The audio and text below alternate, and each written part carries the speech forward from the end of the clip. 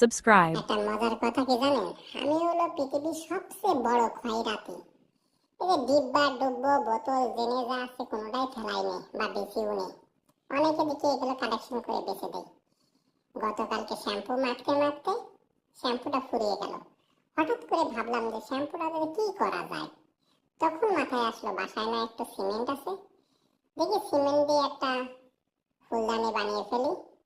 এতদিন তো জিপসামের ফুলদানি বানিয়েছি, সিমেন্ট দিয়ে ট্রাই করি। শ্যাম্পুর বোতলের আকারে বানিয়ে ফেললাম সুন্দর একটা অ্যান্টিক কালারের ফুলদানি। কেমন হলো ফুলদানিটা? শুয়ে ভাবছিলাম কি বানানো যায়। ফাইনালি বানিয়ে ফেললাম এত সুন্দর একটা ফুলদানি, অ্যান্টিক কালারের, গোল্ডেন কালার হালকা, দেখতে অসম হয়েছে। আমার তো খুব ভালো লেগেছে। আপনাদের কেমন লাগলো বুদ্ধিটা? wow. দেখছেন এই খয়রাতের কি বুদ্ধি, 500 টাকা সেভ করে ফেললাম।